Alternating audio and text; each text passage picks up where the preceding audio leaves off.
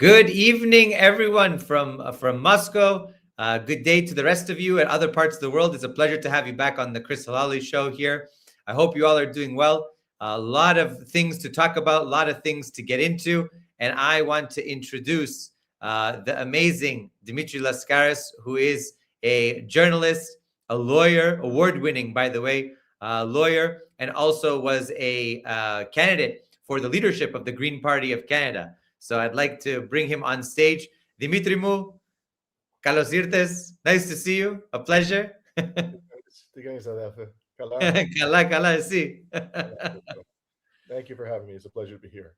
Thank you. Thank you so much. And I'm in the unique position of being half Greek, half Iranian. So this is near and dear to my heart on so many different levels. And you just got back from Iran.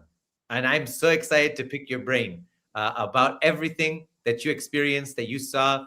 I'm sure that you have so much to say. I was with Thanasis Avgerinos, who's a very famous journalist based in Moscow. He's Greek. And he was saying, I had beers with him in Moscow.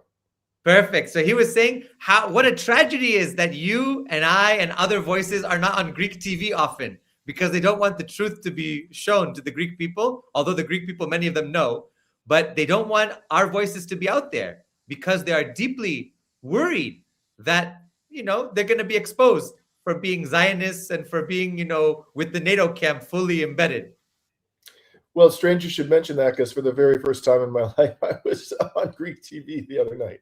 I think I saw that on Kriti TV, right? Yeah, that's the first time I've been invited. I've done numerous television interviews, but that's the first time I've been invited on Greek TV. And then I started getting some requests from a newspaper in Greece. But you're right, it's a very difficult environment because, as you know, Christopher, the Greek media is totally owned and dominated by the oligarchy. And the oligarchy are making money off of this war, and they're making money off of the genocide. Absolutely, 100%. And we know, of course, many people don't know that because Greece is historically a maritime country and shipping is the real big industry for Greece. We have the port of Piraeus. You're down south in Kalamata. All of these areas are very important and very historic for ports and for transportation of goods. And what are they transporting? They're transporting goods to the Zionist entity. They're using their shipping for fuel, for resources, for you name it. And also on the black side of things, on the covert side of things, running against sanctions and blockades. They've done that. That's how a lot of these oligarchs have made their money. And people know, of course, the big families, the Onassis, Niarchos, so many of them that have made Vardinoyannis, so many that have made a fortune on shipping. Yeah. Like all oligarchs, human rights mean nothing to these people. Absolutely. Give us a background of yourself before we get into Iran, just so our audience knows. We already have 2,000 people almost watching live. Give us your background, who you are, sort of what brought you to this. I don't know about your family background, so I'd love to understand more about you. I'll try to be brief. My parents were born in a village outside of Sparti in the Great Depression.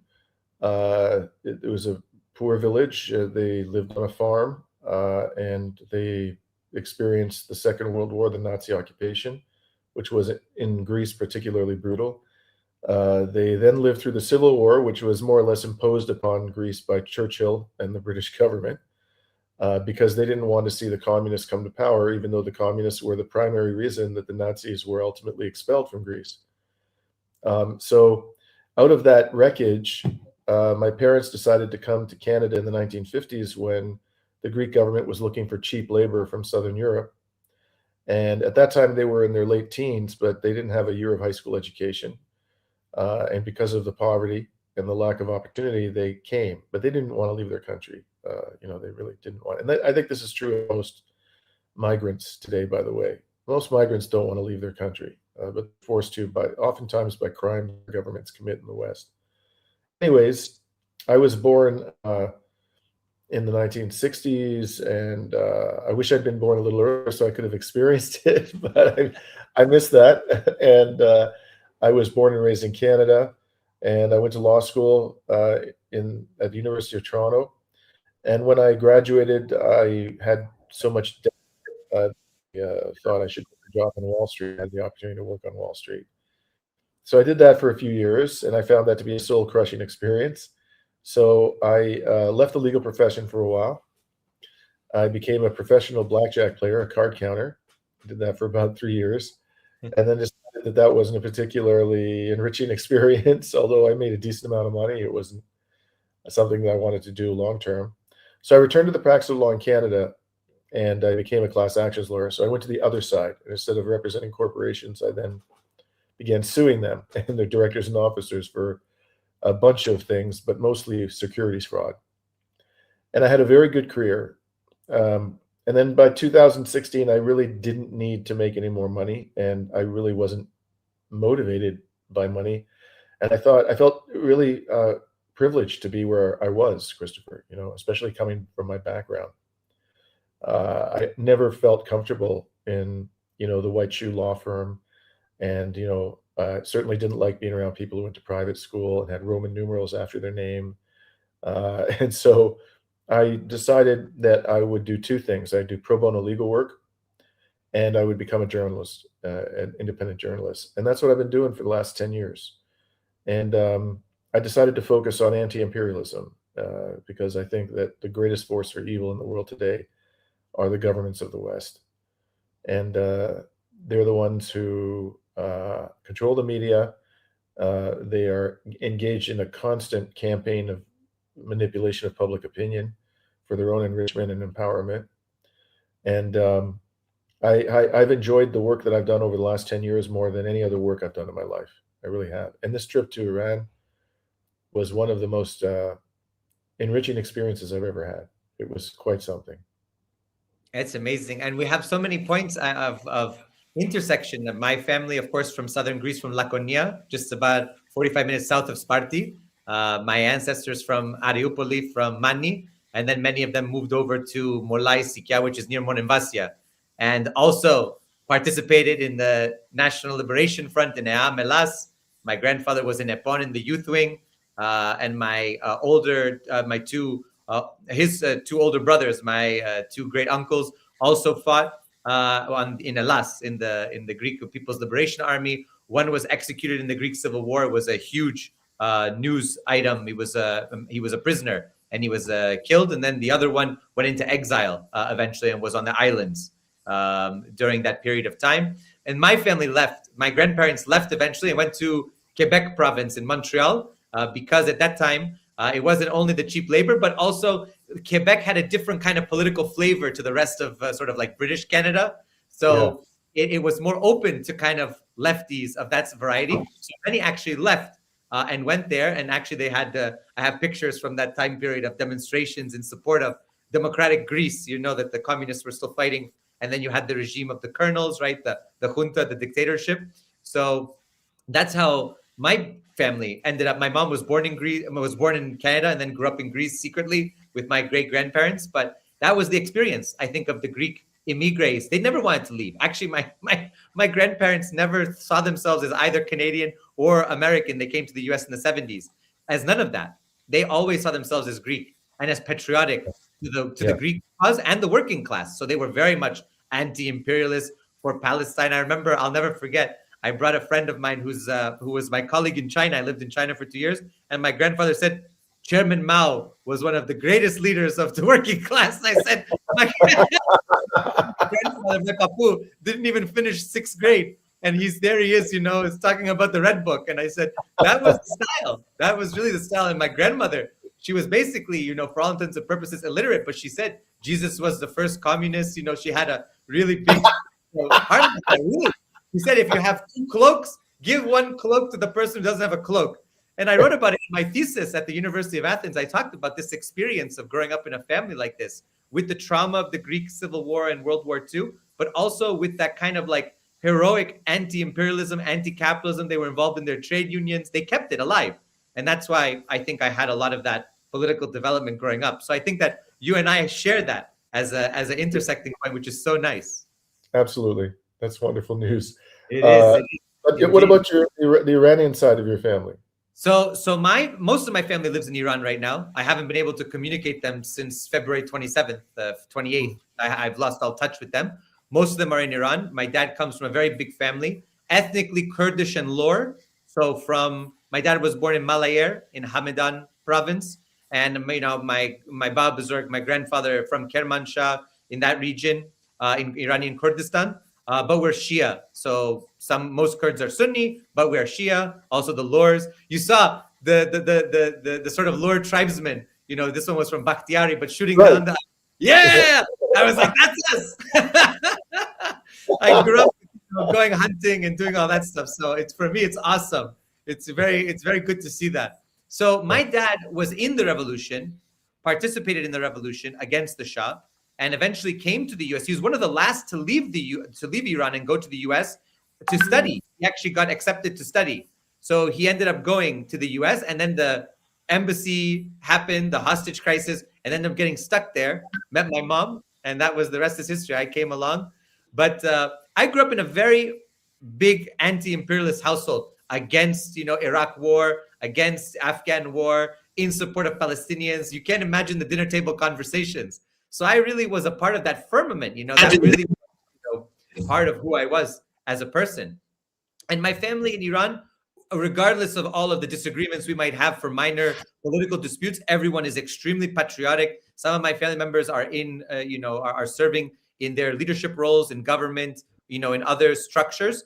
And that's very important for me. So I hope to go very soon. I'm hoping to follow in your steps on the second round. Hopefully we'll see, inshallah. But, for me, it's very important to understand the history of Iran, which has been so maligned and misunderstood. And that was very difficult as a young person growing up in the US. Last name Halali after 9/11. You can imagine, I'm sure you know the racism, the sort of Islamophobia, everything was, somehow we were alien. We were a species now to kind of be castigated aside. We were Amalek, basically, at that time, and it really was, it was hard. It was hard to kind of have people understand that Iran is a civilization state, thousands of years of history, very much involved and a part of the world historical development. But sadly, it wasn't the case until now, when more people are waking up and opening their eyes and saying, well, wait a second, what is this hatred for Iran all about? And I want to then pivot to you. You were there. Was this your first trip to Iran? No, I was there in May of last year. You were there for the Soap Festival. That's right. You were there for the Soap Festival. Tell me your experiences. What was it like going to Iran from what you've heard? I mean, we know we were in Lebanon together for Sayyid Hassan Nasrallah's funeral, covering it. What was your experience going to Iran, and what did you end up learning about the Iranian people while there for these 2 times that you've been there? Well, there's so much. I mean, it's hard to know where to begin. I learned about the ethnic diversity of the country. And what was impressive was that despite the diversity, at least at this particular moment in time, there was a high degree of unity. And there's a strong identitarian, I don't know how to pronounce that word, but there's a bond amongst the various ethnic groups within the country that gives the state a high degree of cohesion, and particularly in times of intense stress like this. And you felt it. I mean, whether I was in Tabriz speaking to people who were of Azeri origin, whether I was speaking to people who were Kurdish origin, I was also in the south in Minab, and the people there, as I understood it, were neither Kurdish nor Azeri nor Persian. They were another ethnicity altogether. Somebody told me that there were elements of the population there who were the descendants of slaves. Yes, that's right. Africans, Afro-Iranians. Yes. I had no idea. And then today I was interviewing Vijay Prashad, and he told me that he comes from a part of India where the language is heavily influenced by Farsi, and Correct. that there are people, that there are strong ethnic and cultural and historical links between people in India and that part of India and people in Iran. So this was a great surprise to me. I had no idea. The country is also, it is as geographically diverse as it is ethnically diverse. There are places that are lush green, then there are these soaring mountains, and then you have deserts, and then you have swamps, and you have, badlands. I mean, everything imaginable, snow, tropical weather on the Persian Gulf. I hadn't really encountered anything like that before. That degree of geographic and meteorological diversity. The food, varied widely from one part of the country to the other. So it kind of, by the end of it, you're kind of wondering what keeps it all together. How does this country stay so cohesive? And I think a lot of it has to do with the fact that it's an ancient civilization that has survived so many crises and invasions and injustices. That more than anything, that shared history, I think, binds the people together. And at this moment, when they're confronted by the beast in an existential war, they are coming together in a way that is quite impressive. I did not see a single anti-government demonstration. I saw at least 15, I would say, I hesitate to say pro-government. I think it was a more accurate description would be they were pro-Iranian nation.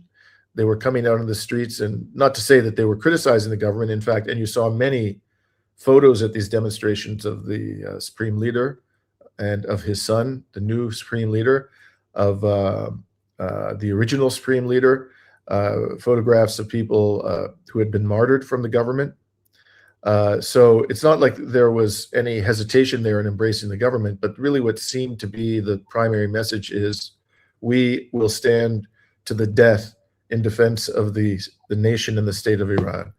And I heard that over and over and over again in my personal conversations from people as young as 10 years to people who were, in their 70s. Men and women, it didn't matter. It was a strong unifying message that I heard all over the country. But that's to say, people are not, you can tell these are not people who are prone to violence, because even now, when they express their indignation, this image we have, this caricature of Iranians, that there's death to the great Satan, and they're bloodthirsty. It's not like that at all. It's a somber steadfastness, and they're almost expressing their indignation reluctantly. They would rather just live in peace. But nonetheless, my strong impression is they mean it when they say they will fight to the death. That is not rhetoric. And I don't think that we in the West, particularly in the halls of power, have any idea what we're dealing with here. There was an interesting poll that came out recently, which I haven't had a chance to talk about yet, but I think now would be a good time for me to mention it. It was a poll done by the Riga Stratton's University Center for Geopolitical Studies in Riga. So this would be from the Baltics. And the question was, are you willing to fight for your country?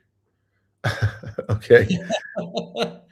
Now, they didn't ask, apparently, Iranians this question. I think they had a select group of states, and they were predominantly European. Okay, the highest was Turkey at 88%, then Albania at 69%.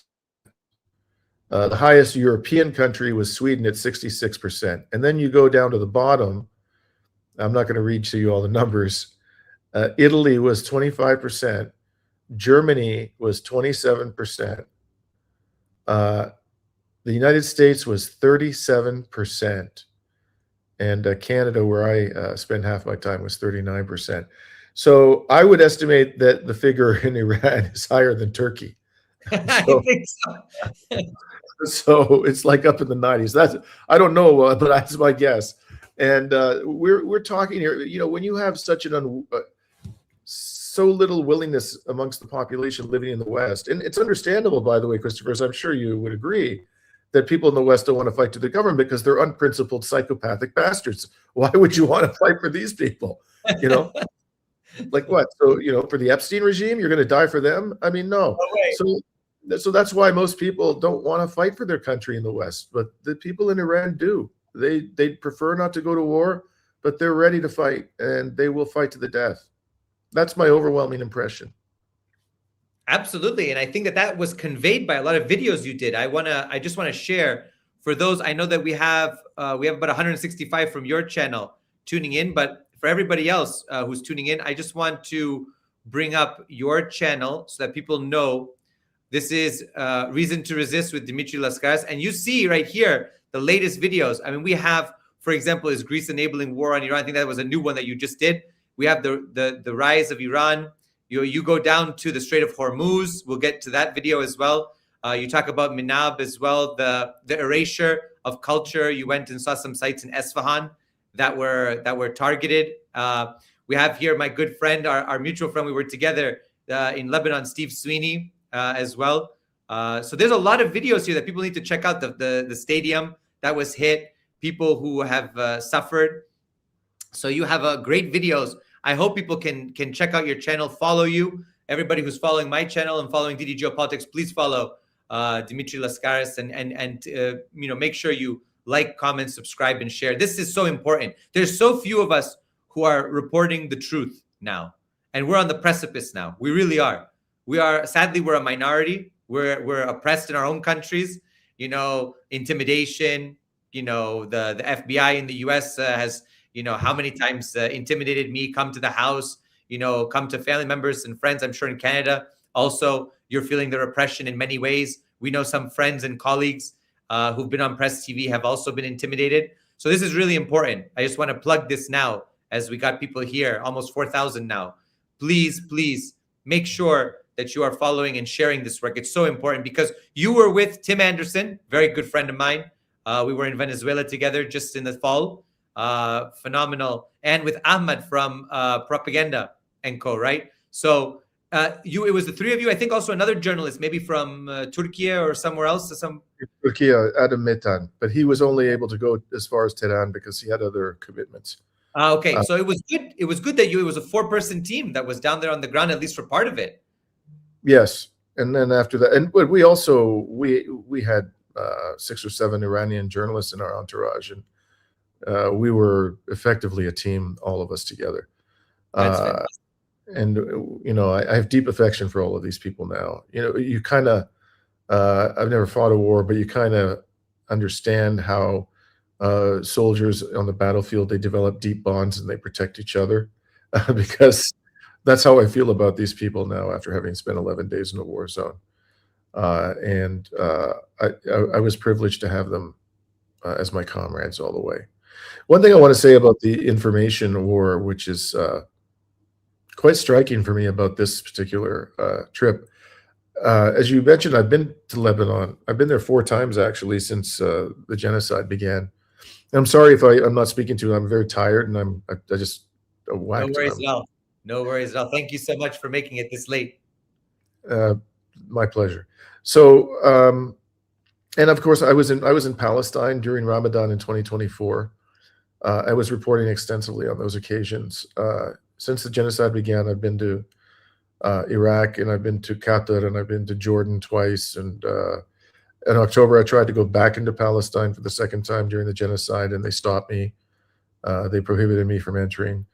And through all of this, Christopher, the corporate media, I can't think of a single instance in which the corporate media expressed the slightest interest for my reporting at all. And all of a sudden, that changed on this trip.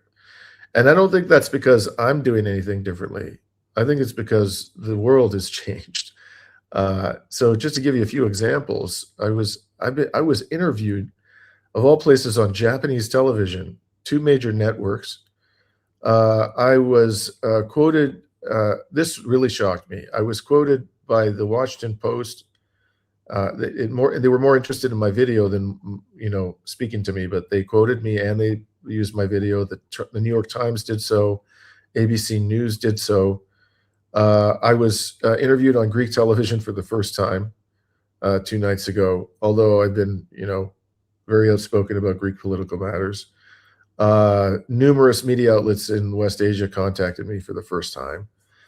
And what this says to me is that something is broken in the corporate media and the elite narratives about the world. Something is deeply broken. And there are a lot of people out there who are asking questions who previously were kind of sleepwalking their way through life. And For sure, that has something to do with Donald Trump, because we're talking about a figure of unparalleled depravity and incompetence. He's just so shocking in his savagery and his crudeness, and you name it. But it's also an accumulation of skepticism about a total loss of trust in the institutions that we grew up with. A profound feeling of compassion for the people who have been victimized for decades by Western governments. So I personally feel, and I could be wrong, but something in my gut tells me that we are now operating in a different world informationally than we were before. And that means that we may be on the cusp of revolutionary change. And let us hope that that's the case. I'd like to think. I hope so. I'd like to think so too. And I think you're absolutely right. I think also we have to recognize that the transformation in that social media has brought, that the ability for us to be citizen journalists and to do independent journalism where it wasn't possible before. I mean, the fact that you and I can speak to hundreds of thousands, if not millions of people every month or every year with those statistics that we're seeing online, it's unbelievable. We wouldn't have been able to do that without social media, these tools. Sadly, of course, they're trying to repress us on social media. We're seeing the deplatforming, the canceling. We're seeing a lot of these social media companies taken over by interests aligned with the West, with Zionism, you name it. So that's the big fear, is that these tools that have sort of democratized information, that have brought it to the masses, now they're going to be brought right back under the control of the elite to control. I call it the dictatorship of the algorithm. They're going to try to control everything. They're going to try to control who posts. And if you post outside of that orthodoxy, you're going to be repressed, kicked off, whatever, So that's really important. That's really important for people to recognize, that we need to fight for also that information to be allowed to be shared in the first place. And we have to allow for these platforms to be democratic as much as possible. Hear, hear. Yeah. I want to show us real in the first instance. I want to talk about we'll get to, actually, you know what? We'll do it now because I think everyone is really interested in it, and I know that people are commenting on it. I'd like to share this with you. Of course, we saw this tweet, or this Truth Social post. A whole civilization will die tonight, never to be brought back again. I don't want that to happen, but it probably will. However, now that we have complete and total regime change, where different, smarter, and less radicalized minds prevail, maybe something revolutionarily wonderful can happen. Who knows? We will find out tonight, one of the most important moments in the long and complex history of the world. 47 years of extortion, corruption, and death will finally end. God bless the great people of Iran. This is Donald Trump just about, 9 hours ago. And we are approaching, I believe it's going to be now, it is 11:35 here in Moscow. It's going to be 8 p.m.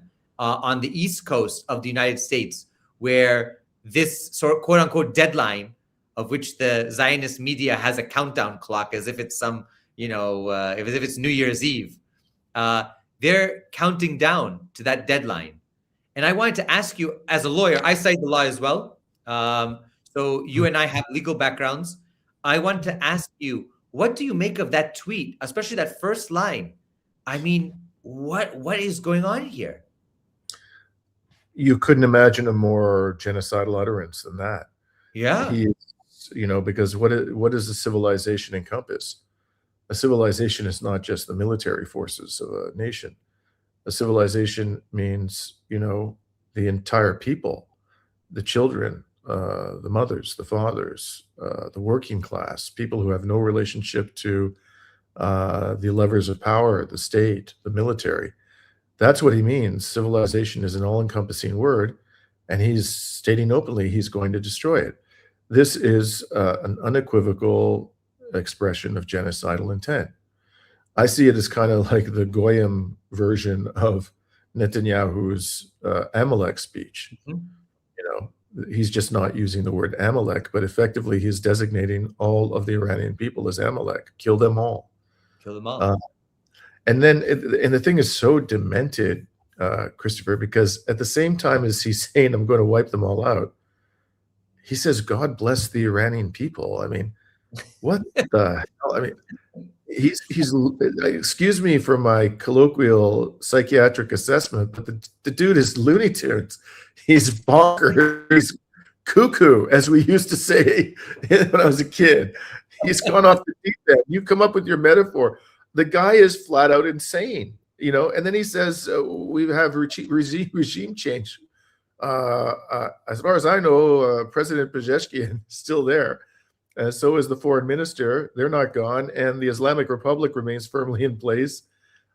So that's nonsense. And then at the same breath, he'll say the goal was never regime change, but we achieved regime change.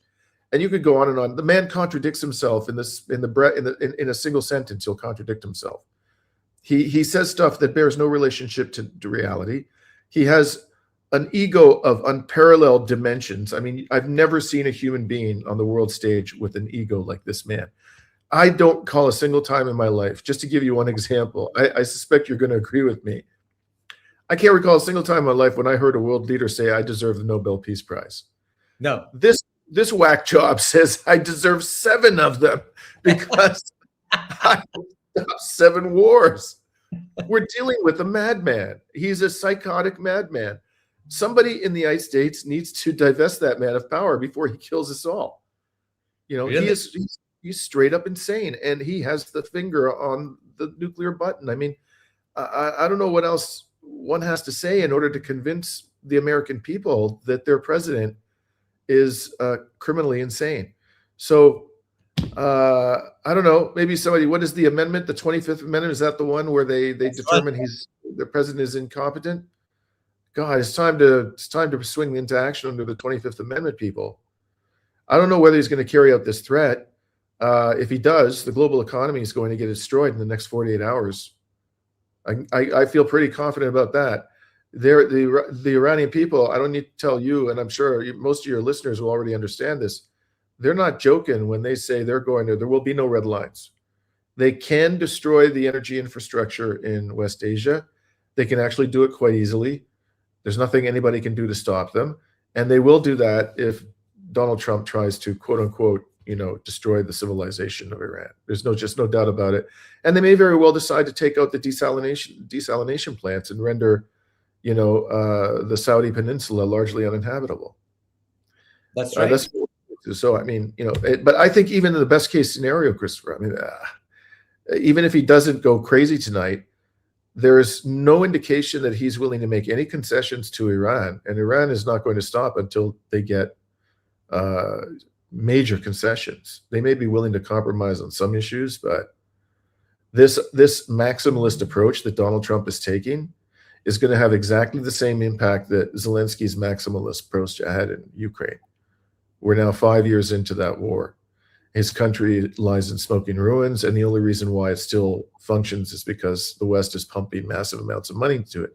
The problem in West Asia is that if we go down that path, the global economy will collapse because of the Strait of Hormuz and the energy resources. That wasn't at risk in Ukraine. We can't afford as a species to see this war go on for even 6 months, let alone as long as the Ukraine war. I mean, I think by the time the summer gets here, we'll be into a full-blown economic and financial crisis that will be far worse than the 2008-2009 crisis. So I believe that ultimately Iran will prevail, that the forces of justice will emerge victorious, but I also don't see any way to avoid, in the current circumstances, massive suffering.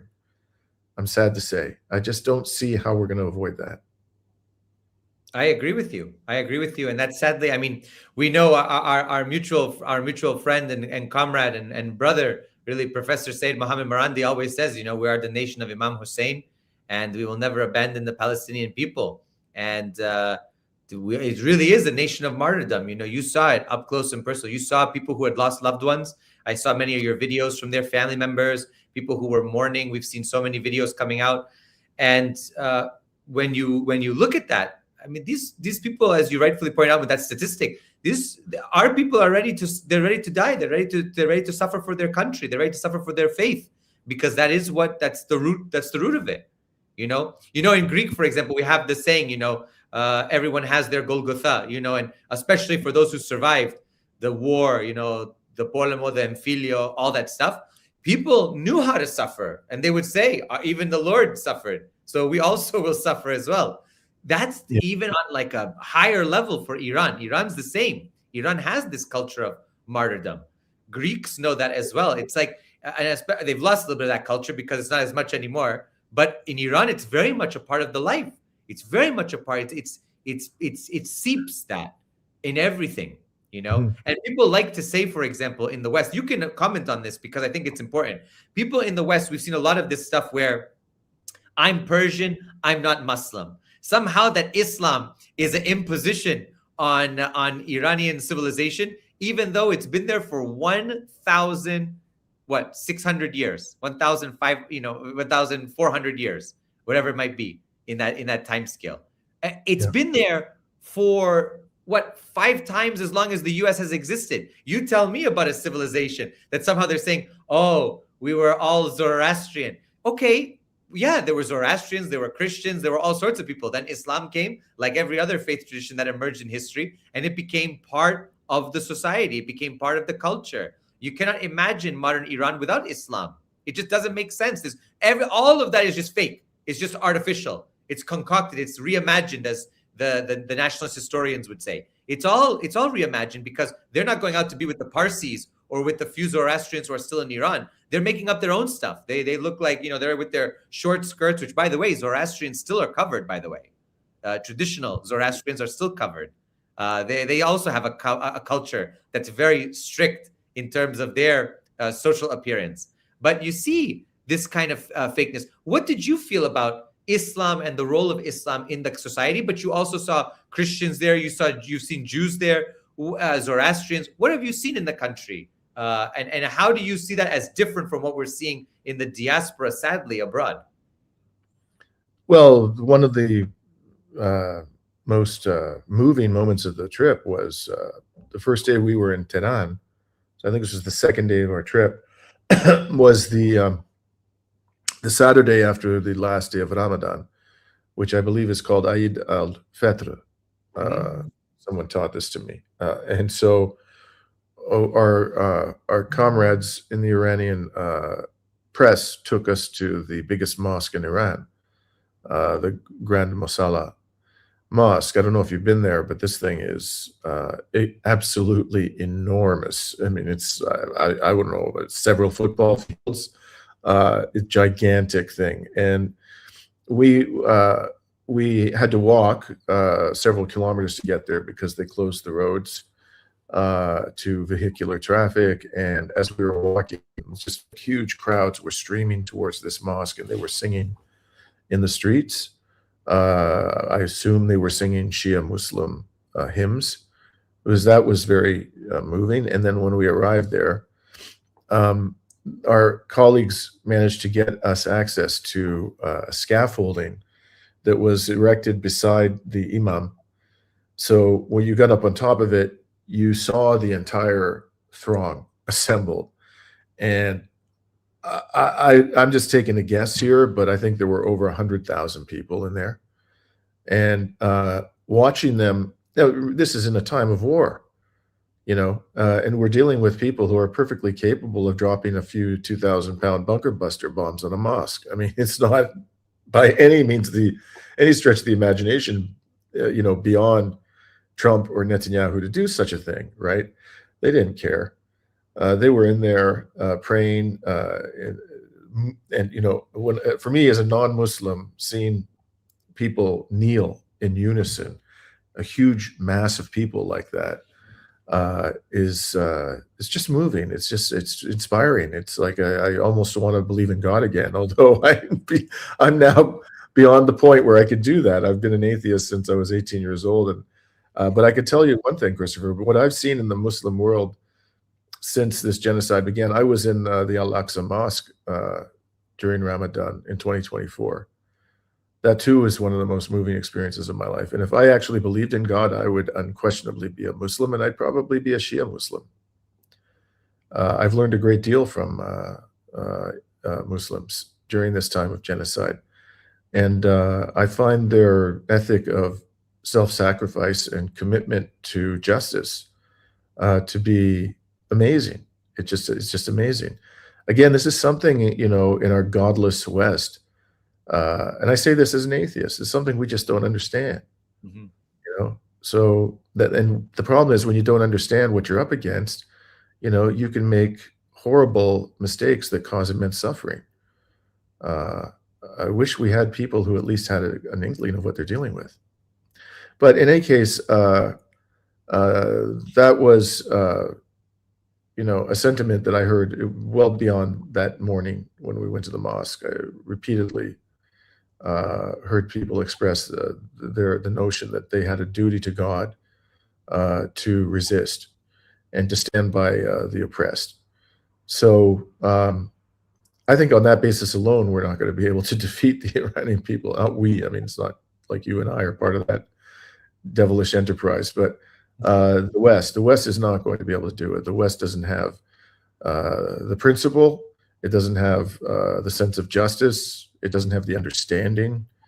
It doesn't have the competence in its leadership, the integrity.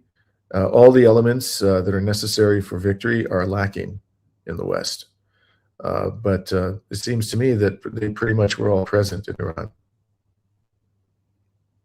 Absolutely. I mean, what you said is so beautiful. I saw the video clips. I saw it from you and Tim from inside that enormous mosque, a huge compound, really.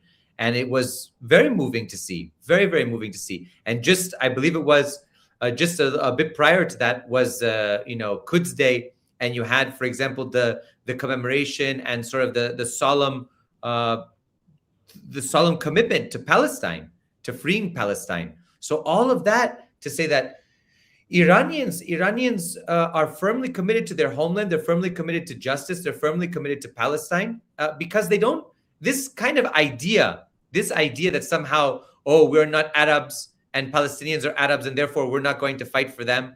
It's just not true. It's not about being Arab or being Persian or Kurdish or Lor or Arab or Azeri or Baluchi or whatever, Turkoman.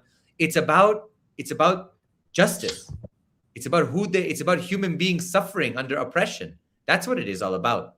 It's not, and that's what gets lost in the West, especially from the Iranian diaspora, who likes to paint a sectarian picture, just like they do in Lebanon, just like they did in Yugoslavia, just like they do in so many other conflict zones around the world. They want to make it Muslim versus Christian, Persian versus Arab, but that's not true. I believe that that's not what's at the root cause here. The root is ultimately one of oppression.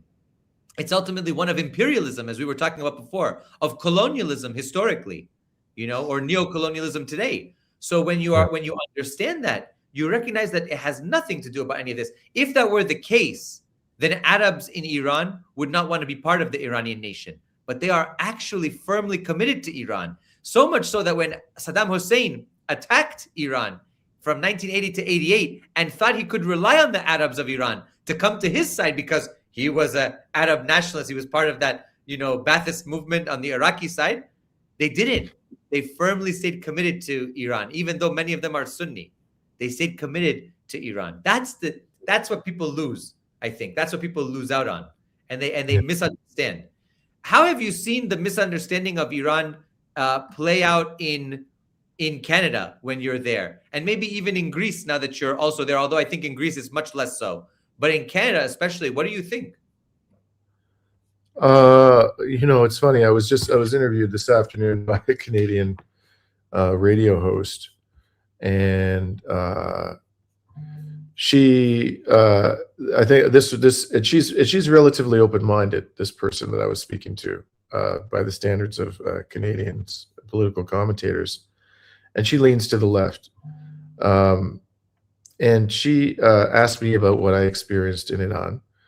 And I told her essentially what I told you. I tried to convey the impression that, what we have been told about the government and the relationship of the people of Iran to the government is largely untrue. There are elements of truth to it, but a lot of it is untrue. And some of it is just outright fabrication. And at one point I said to her, and I'll stand by this, I don't give a damn, whether people push back, whether they're offended by it. It's not my intention to offend anybody, but it's my honest opinion. I said to her, compared to the governments of the United States and Israel, the government of Iran is a saint. you know, whatever human rights it may have, violations it may have committed, they pale in comparison to those of the United States and Israel. And there was like this long pause. And I remember I'm talking to somebody who, by Canadian standards, is relatively open-minded and leans to the left. And she said, I disagree. Like, I just say that you actually think the government of Iran is as bad as Israel and the United States? The government of Iran, its leaders are being murdered in significant part because they are standing by the victims of a damn genocide. Yep. That's a large part of the reason for which they're being killed. And she's telling us, the people in Canada, believe that the ones who are laying down their lives to defend the victims of a genocide are as bad as the perpetrators of the damn genocide. What kind of a whack job do you have to be to think this? Again, this is not to say, that Iran's government is immune to criticism. There are plenty of legitimate criticisms you could make. And I hear that even from people who are government officials. The governor of Esfahan, I spent, this is a significant province in Iran. We spent 2 hours questioning him. And he said, yeah, there are plenty of criticisms you could make of the government that are legitimate. And I make mistakes, he said. I've made mistakes before and I'll make mistakes again. But, what's being said about us is just flatly untrue. And this man, in a time when the Epstein regime is mass murdering political leaders in Iran and their families, and when they're claiming that the 95% of the population wants to lynch the political leaders of Iran, he came out in broad daylight without any bodyguards and walked us around Imam Square for an hour. And I saw quite a few people come up to him and speak to him. You could tell they were being affectionate and respectful. So you see this and you're like, how you can't reconcile this with what we're being told about the government. I didn't see a single anti-government protest. Again, I'm sure there are people there who would like to protest, but for obvious reasons right now, they're not coming into the street. You don't want to be protesting against your government when, the enemies of the state are slaughtering the children. And of course, so it's not even like repression in a sense, because it's a natural human reaction to say, if you oppose our government now, when these monsters are trying to wipe us out, you are betraying your people. It's just a natural reaction. I think a lot of people would react that way. So they're there. They're probably saying, now's not the time for me to be out in the streets protesting. There may well come a time when they will go back into the streets and protest. But the ones who I spoke to were uniformly supportive of the government. Anyways, it's just, I could go on and on about the disparity between what I saw and what I heard and what we've been told our entire lives about Iran. For sure. For sure. It's ridiculous. And I had this, I'm sure you did too, Christopher. I had the same damn experience in Russia. Yep. When I was there for the first time in 2023 or 2024, I think it was. I'm like, man, this is nothing like what I was told Russia is. And then I had the same experience when I went to Venezuela. What a pile of bullshit I was told about Venezuela. It's not just Iran. Any country that says we're not going to do the bidding of Washington, they're demonized. You're absolutely right. You're absolutely right. And having traveled to a lot of, and then not only are we told different things, if you travel and then speak the truth, then they go after you too. Yeah. That's the hard part here, is that you go and you just say, I'm just going to report back what I saw. And it's like, whoop, you might lose your job. You might be deplatformed. You might lose your bank account access. You might, have a whole bunch of troubles with the authorities. For what? For simply doing journalism, for simply telling the truth? That's the real sad part of all of this, is that people are being persecuted for this as well. Yeah. You know? Yeah. And But I I want think to. I know that it's late there, and I don't. I want. I'm very cognizant of your time. I want to share two things that I wanted to talk about, and I want to share these two clips, and I want to go through them a little bit with everyone here. The blast wave caused the very old glass to fall and left that hole in the ceiling. Actually, there are a couple of holes there. Over here as well, you can see a hole caused by the blast wave. Now let's go inside where there's also further damage. Just so people know, this is in Esfahan, right? Right. And that what you're looking at there is a palace that's been designated a World Heritage Site by UNESCO. Now, the curator who took us for a tour but does not want to be filmed told us that the blast wave caused this window to open violently. You can see that there is some damage there. On the other side of this window is a mural which depicts, actually, there's a number of murals on the inside, as you'll see, which depict battles involving former rulers of Iran. And very significant damage has been done to one of those murals on the other side of this window. Attack to Delhi, conquering Delhi, and that was the time when they brought precious jewelry to Iran, which some of them are still in jewelry in Tehran. Here's the damage to the fresco. Perfectly okay in the same sound, but unfortunately, in this area strike, as you see, some parts of the middle are damaged. All of these windows were blown out. They have yet to be replaced.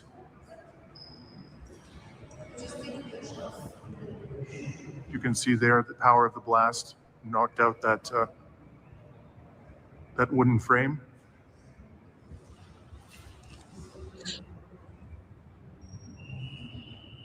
There's a fallen curtain. I'll pause it here, and I just want you to kind of, I'll actually go back here because I think this is such a important image for us to sort of have up here. Tell us about your experience at the destruction, not only of infrastructure and, roads and bridges and whatever else they're targeting in the country, which seems to be, there's like tens of thousands of targets that have been hit now, but also about the destruction of cultural heritage in Iran. I was at 5 precious sites, historical sites, that I think all of them were designated by UNESCO as World Heritage Sites. This is just one of them. And this particular palace, of the 5 that I saw, experienced the least damage. The others had experienced considerably more damage. And just beside this one, this palace, there was a palatial residence that had been converted into a decorative arts museum. And both this palace and it was much more damaged than this palace. And both of them had been, and they're not the only buildings on this huge site in Esfahan, precious buildings that had been damaged. But all of them were damaged because the psychopaths in Tel Aviv and Washington decided for some reason to bomb the governor's administrative offices, which are part of this complex. Remember, the governor is the man who took us for a walk in Esfahan in broad daylight without bodyguards. They basically tried to kill that man, and here he is taking us for a stroll in broad daylight. And while we just minutes after we parted company, we concluded our discussion by going into a tea shop. He served us tea. Just minutes after we parted company, there was a bombing near Imam Square in Esfahan. The attempt to destroy the building of which he was working, that in and of itself was a war crime.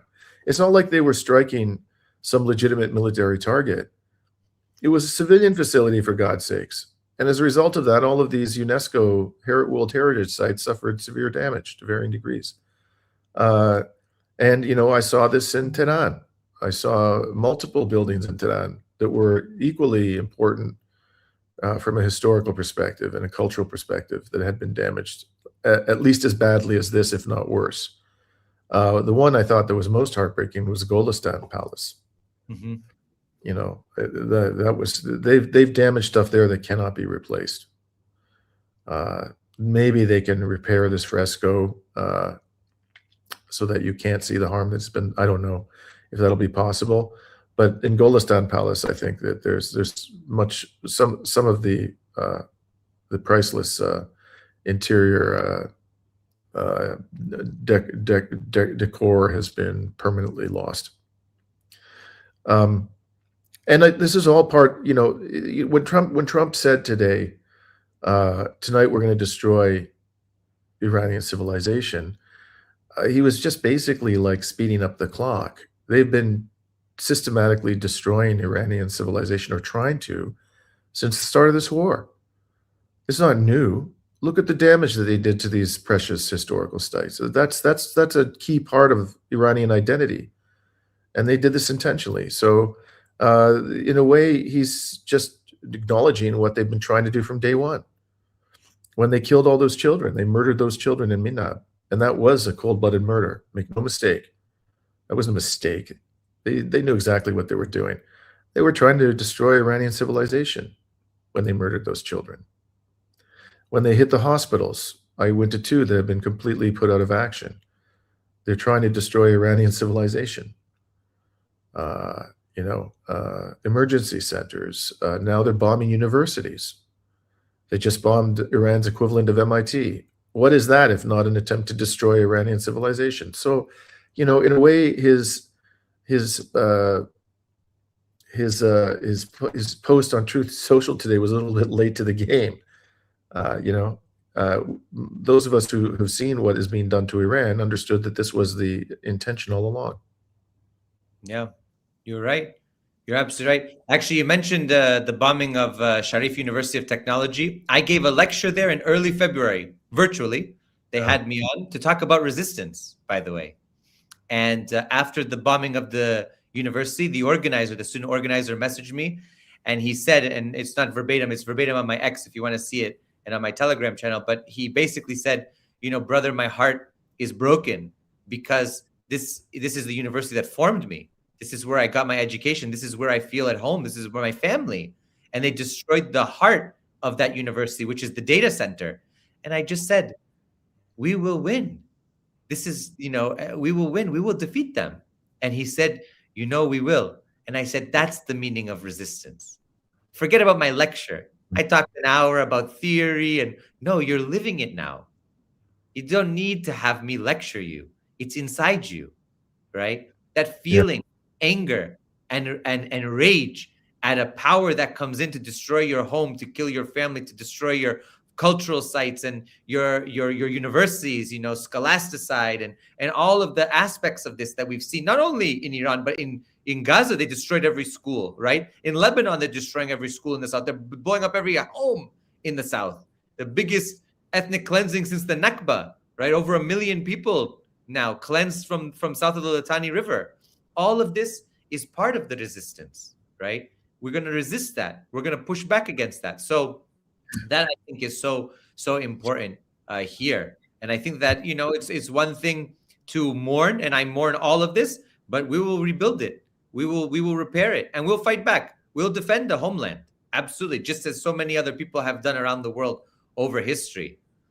Lastly, you had a chance to go and visit the Strait of Hormuz, which I thought was amazing. I want to pull this up here a little bit here.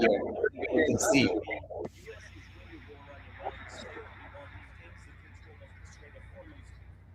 Maybe you would see that some news agencies say that the Strait of Hormuz is shut down. No, it is under control. And as Iranian officials kept saying that it is open for allies and friends and those who are not involved in this war, completely close to the U.S. and Israel.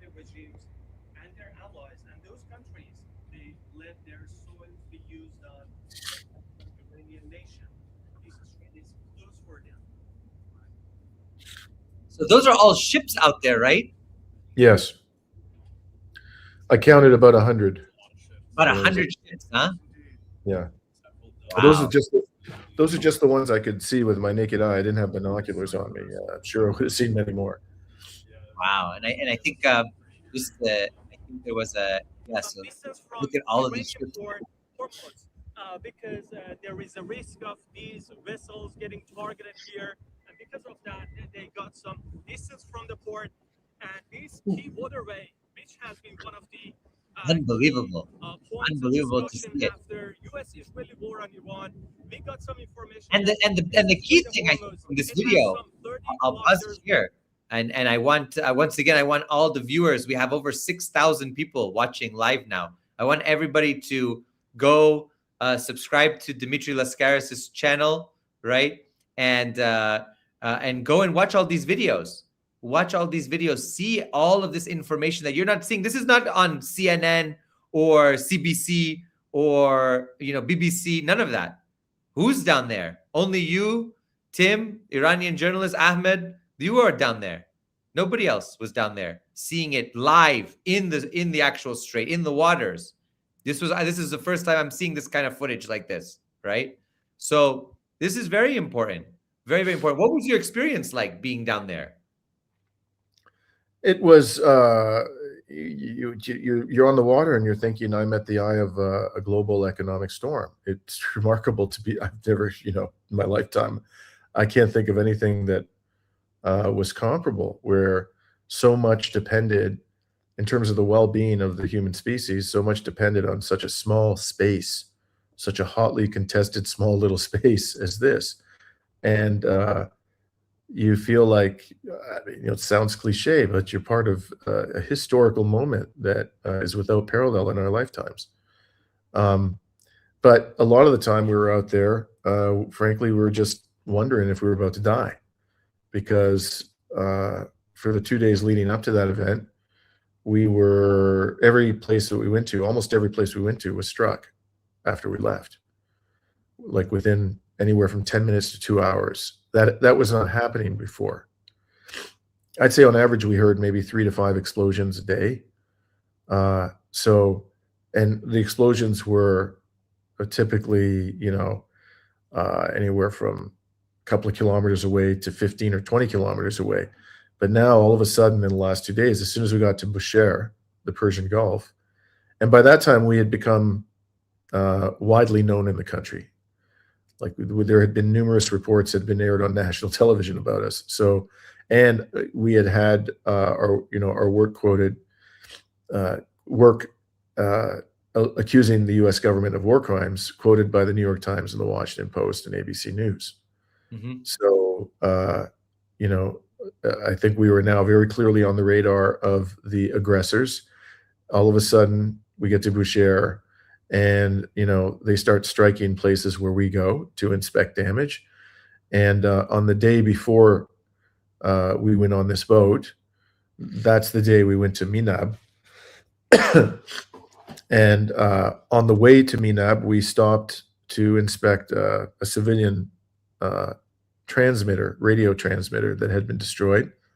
And while we were inspecting it, there was a drone strike a few hundred yards away, which hadn't happened until then. And then we go to the Minab school. We get there about like an hour later, and we spend 2 hours at the school inspecting it. And 10 minutes after we leave, there was a drone strike on the school. And so, and there was nothing there to destroy. They had demolished anything. Well, there was never anything there of any military value to begin with. But the civilian buildings were all destroyed. So why the hell did they do a drone strike 10 minutes afterwards? As soon as we got a call, we were in the bus going back from Minab to Hormuz, or to Bandar Abbas, on the Strait of Hormuz. And we had one security official with us who was there to protect us. He wasn't there to, put restrictions on us. He was there to protect us. Mm-hmm. And they told him a drone just struck the Minab school. At that point, like, the evidence was overwhelming that there was some kind of message they were trying to send to us. So he orders us off the bus in the middle of some roundabout. He says, "Turn off your devices, give them to me. I will return them to you at the hotel. Get out in the street, get as far away from the bus as you can. Don't stand together. Separate and wait until taxis arrive to take you back to the hotel. And I'll meet you there. So when we got to the hotel that night, we had a discussion like, we're going to be sitting ducks out there in that water. Like, do we want to do this? Mhm. And nobody really, the answer, nobody said no. It was like, yeah, we got to do this. We are not going to allow ourselves to be silenced by these psychopaths. So, but that doesn't mean you're not, nervous. When we went out there wasn't a minute we were out there on the water. We ended up staying an hour on that boat out in the water. I don't think there wasn't a minute went by when anybody wasn't thinking about the possibility that a missile could come raining down on us and blow us to bits at any second. That's what you're dealing with here. These people, and I forgot to mention that, like, on the day before, they murdered those 2 journalists in Lebanon. One works Yes. for Al and another one works for a man and a woman. One, I think the woman worked for Al Mayadeen. On top of the 240 journalists they murdered in Gaza. So that was a bit of a nerve-wracking experience, but we got through it. We felt a considerable relief when we got back to the port. For sure. And really, I mean, the report that came out of there, I want to say that everything that you all did was so well received. We tried to boost that. Everyone should continue to spread it around, because really this is, I mean, I think you are the only journalists from the West really there doing this reporting on the ground like that. There was nobody else that was doing it at this point. Certainly not in the Strait. I'm not aware of anybody who's gone in the Strait of Hormuz for a couple of weeks now.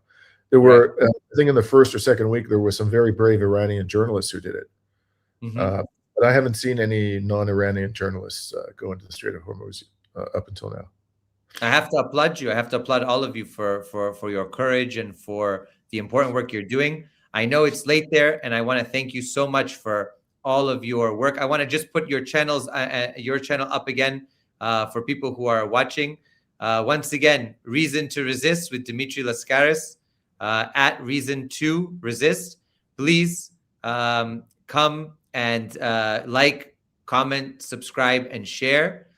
Very important to support Dimitri's work. And I also will put up my channel as well, so you can also follow my channel if you're not following it, Christopher Halali Official. And also the big channel is DD Geopolitics, for those who know. So please like, comment, subscribe, share.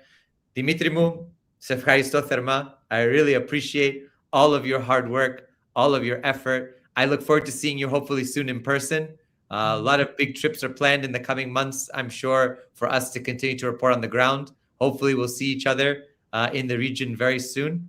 We shall. Thank you so much, Adarfe. Really appreciate it. Ευχαριστώ πάρα πολύ. Εγώ σε ευχαριστώ. Πολύ αγάπη. Γεια σου. Καλή νύχτα. Να είσαι καλά. Ευχαριστώ και εσύ. Yeah. Ευχαριστώ. Yes. So everyone, there you have it. We have wonderful Dimitri Lascaris. Please follow, subscribe, share, do all of that. Please also make sure that you share this information with everyone out there. It's really important. We had a lot of love from the Greek chat that was here. Both Dimitri and I are Greeks. And of course, for those who don't know, I'm half Greek, half Iranian. So this is very meaningful for me to speak to a fellow Greek about the other half of my being. So I really appreciate all of you. Ευχαριστούμε from both of us, definitely, to all of you. And really appreciate everything. Hope to be with Dimitri soon. There's a lot of things going on, and definitely hope that we can get back to Iran, Lebanon, to Yemen, to Iraq, to so many other places. I wish we could go to Palestine, but the Zionists block both me and Dimitri's from going. So once again, thank you all again. Kalinichta, Shabacher for all of the Persian speakers as well, Farsi speakers. And thank you again to everybody. Make sure you share, like, comment, subscribe, all the good things.